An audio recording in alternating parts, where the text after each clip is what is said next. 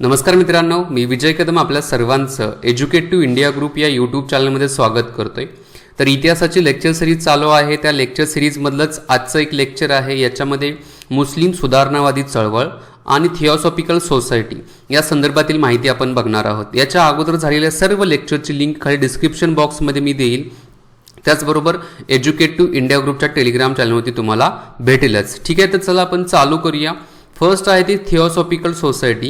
ही theosophical society काय आहे, कुणाच्या मार्फत स्थापन करण्यात आली होती, याचा मुख्य उद्देश काय होता, वन बाय वन आपण इथं पॉईंट बघणार आहोत. एक, थिओसॉफिकल सोसायटीची स्थापना जी होती पाश्चात्य विद्वानांच्या मार्फत करण्यात आली होती. आता हे पाश्चात्य विद्वान म्हणजे पश्चिमेकडील विद्वान. आता पश्चिमेकडील विद्वान कोण, तर पश्चिमेच्या साईडला असणारे देश, मग युरोप खंड असेल, त्याचबरोबर अमेरिका असेल.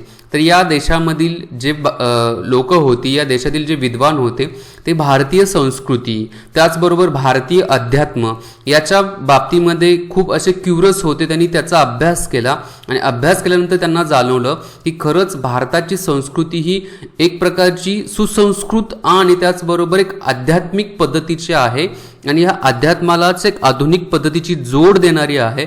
आणि त्यामुळे भारतावरती जे ब्रिटिशांच्या मार्फत जे अन्याय अत्याचार केले जात आहेत ते पूर्णपणे चुकीचे आहेत आणि त्याला एक प्रकारे विरोध करण्यासाठीच या थिओसॉफिकल सोसायटीची स्थापना करण्यात आली होती. पण मुद्दा हा आहे की थिओसॉफिकल सोसायटी सुरुवात भारतामधूनच करण्यात आली का, स्थापनेची नाही. तर 1875 मध्ये अमेरिकेमधील न्यूयॉर्क या ठिकाणी पहिल्यांदा थिओसॉफिकल सोसायटीची स्थापना करण्यात आली होती 1875 मध्ये. कोणत्या दोन व्यक्तीच्या मार्फत, तर H.P. बालवत्सी आणि M.S. ओलकॉट या दोघांच्या मार्फत ही स्थापना करण्यात आलेली होती. आता त्याच्यानंतर काय करण्यात आलं, 1882 मध्ये मद्रास या राज्यातील, मद्रास त्यावेळेला जो प्रांत होता, या मद्रास प्रांतातील अड्यार या ठिकाणी या थिओसॉफिकल सोसायटीचं मुख्यालय काय करण्यात आलं होतं, हलवण्यात आलं होतं. थोडक्यात भारतामध्ये जी थिओसॉफिकल सोसायटीची स्थापना केली ती स्थापना M.S. ओलकॉट यांच्या मार्फत करण्यात आलेली होती. पण बेसिक सुरुवातीला जे थिओसॉफिकल सोसायटी जी स्थापन केली होती अमेरिकेमध्ये ते H.P. बालवत्सी आणि M.S. ओलकॉट यांच्या मार्फत केली होती. ओके, बालवत्सी जे होते ते कोणत्या देशाचे, तर हे रशियाचे आणि हे M.S. ओलकॉट जे आहेत ते अमेरिकेचे. आता मुख्य उद्देश काय होता बघा थिओसॉफिकल सोसायटीचा. एक म्हणजे आत्मिक उन्नती आणि अंतर्ज्ञानाद्वारे ईश्वर प्राप्ती होऊ शकते असं सांगण्यात आलेलं आहे थिओसॉफिकल सोसायटीच्या मार्फत. आता आत्मिक उन्नती कशा पद्धतीने होऊ शकते, आत्मिक उन्नती म्हणजेच आपली स्वतःची वैचारिक प्रगती होणे.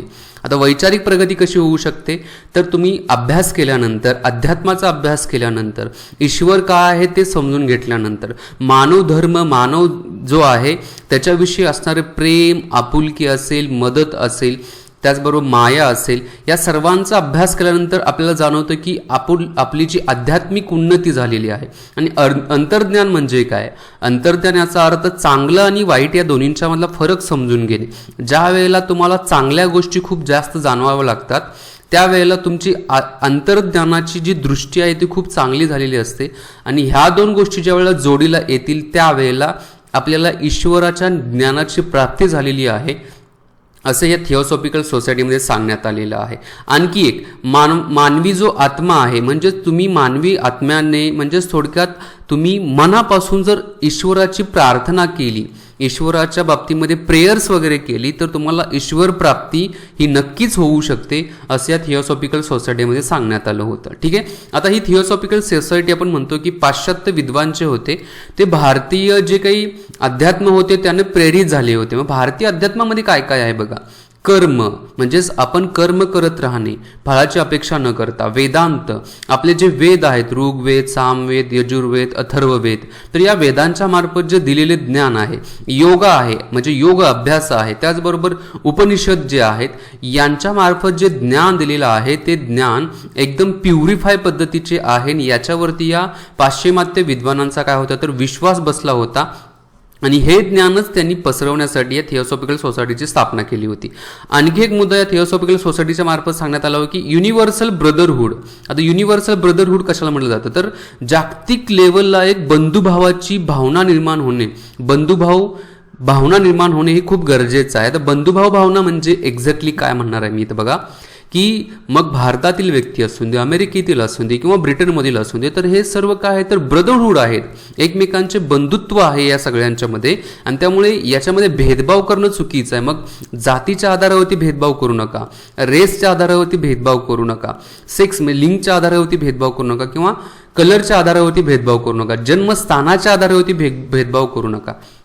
असे मुद्दे या थिओसॉफिकल सोसायटीमध्ये सांगण्यात आले होते. नेक्स्ट आणखी काय मुद्दे आहेत बघा. आता याच्यामध्ये काय झालं की 1907 मध्ये जे ऑलकॉट होते, या ऑलकॉटची यांचा काय झाला तर मृत्यू झाला, यांची डेथ झाली. यांचा मृत्यू झाल्यानंतर भारतामधील जे थिओसॉफिकल सोसायटी जे आहे त्या थिओसॉफिकल सोसायटीचे अध्यक्ष ॲनी बेझंट झाल्या होत्या, अध्यक्षा म्हणून त्यांची निवड करण्यात आली होती. आता ॲनी बेझंट यांच्या बाबतीमध्ये सांगायचं म्हटलं तर 1893 मध्ये ॲनी बेझंट भारतामध्ये आलेल्या होत्या. भारतामध्ये येऊन त्यांनी सुरुवातीला या काही सामाजिक सुधारणेच्या कामकाजामध्ये सहभाग घेतला होता. त्याचबरोबर थिओसॉफिकल सोसायटीचे सदस्य म्हणून पण त्या काम करत होत्या. त्याचबरोबर 1898 मध्ये बनारस या ठिकाणी जे सेंट्रल हिंदू कॉलेजची स्थापना करण्यात आली, या स्थापनेमध्ये पण त्यांचा महत्त्वाचा रोल होता. 1916 मध्ये या सेंट्रल हिंदू कॉलेजचेच रूपांतर बघा हिंदू विश्वविद्यालय बनारसमध्ये करण्यात आले होतं. त्याच्या या हिंदू विश्वविद्यालय बनारसमध्ये रूपांतर करण्यासाठी पण ॲनी बेझंट यांचा रोल खूप महत्त्वाचा होता. पंडित मदन मोहन मालवीय यांचा पण याच्यामध्ये खूप महत्त्वाचा रोल होता या हिंदू विश्वविद्यालयाच्या स्थापनेच्या बाबतीमध्ये. आता या ॲनी बेझंट यांच्याविषयी अनेक महत्त्वाचा मुद्दा काय तर या पूर्णपणे कोणत्या देशाच्या, आयर्लंडच्या होत्या.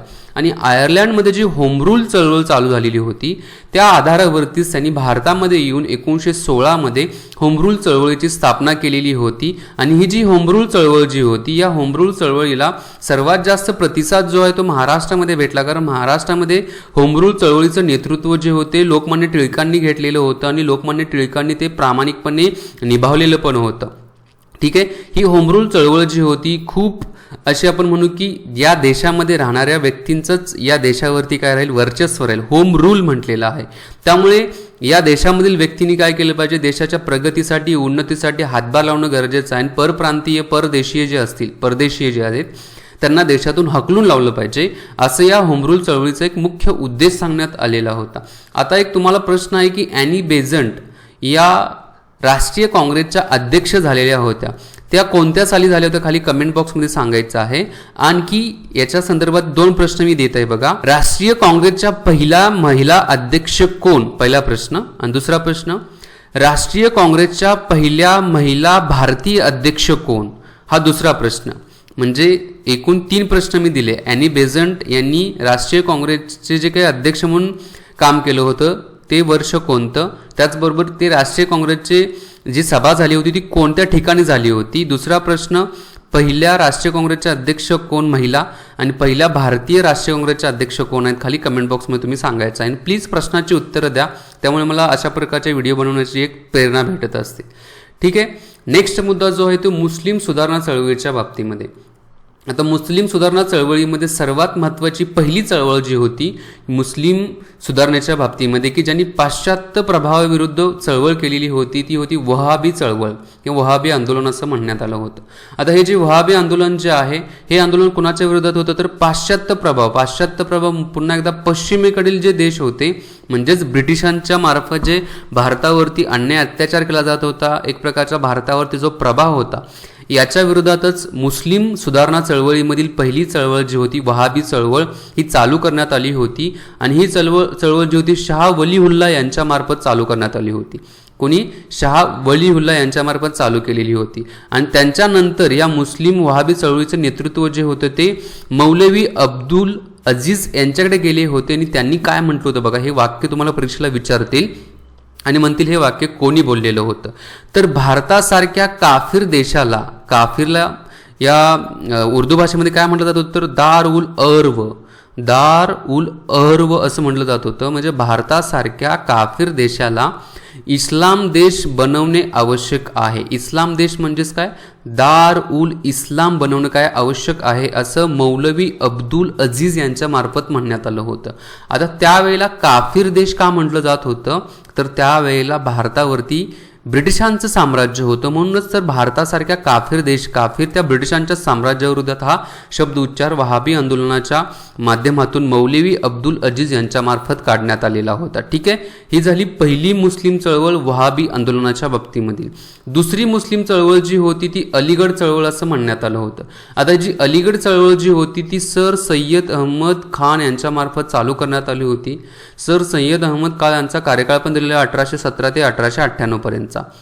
आता या अलीगड चळवळीचा मुख्य उद्देश काय होता बघा, पीर आणि फकीर नावाची जी प्रथा जी होती ही प्रथा काय करायची तर बंद करायची आहे, असा या अलीगड चळवळीचा मुख्य उद्देश होता. आणि या आधारावरतीच बघा सर सय्यद अहमद खान यांनी स्वतःचे जे विचार आहेत त्या विचारांचा प्रचार करण्यासाठी तहजीब उल अखलाक याच्या मार्फत सर सय्यद अहमद खान यांच्या मार्फत काय केलं जातं तर विचारांचा प्रचार करायला सुरुवात केली होती. आणि त्या आधारावरतीच बघा 1875 मध्ये त्यांनी मुस्लिम अँग्लो ओरिएंटल स्कूलची स्थापना केलेली होती की जिथं जे मुस्लिम विचार आहे त्याचबरोबर मुस्लिम धर्माचे जे काही आचरणाचे ज्ञान आहे ते द्यायला सुरुवात केली होती. नंतर त्याचं अलीगड युनिव्हर्सिटीमध्ये रूपांतर करण्यात आलेलं होतं.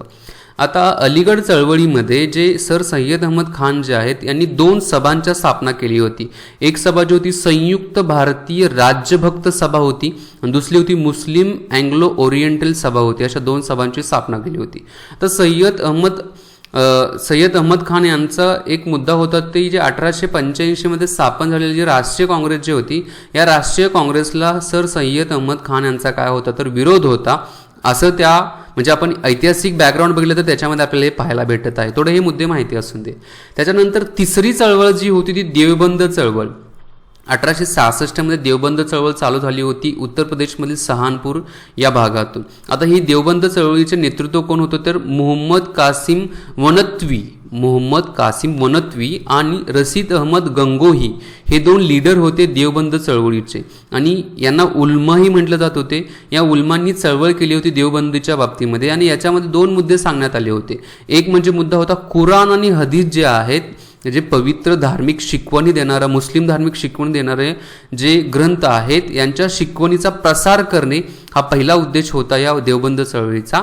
दुसरा जे आहे ते परकीय शासनाविरुद्ध काय करायचं जिहाद पुकारायचा आहे असं या देवबंद चळवळीमध्ये सांगण्यात आलेलं होतं.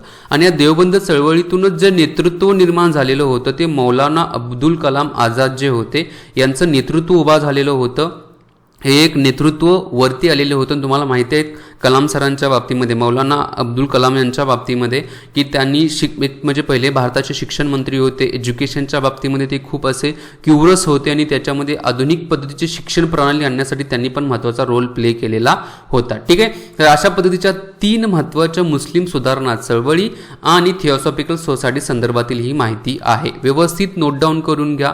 मी तर थांबतो. व्हिडिओ आवडले असेल तर मित्रांनो लाईक शेअर आणि सबस्क्राईब नक्की करा. जय हिंद, जय महाराष्ट्र, जय भारत, वंदे मातरम.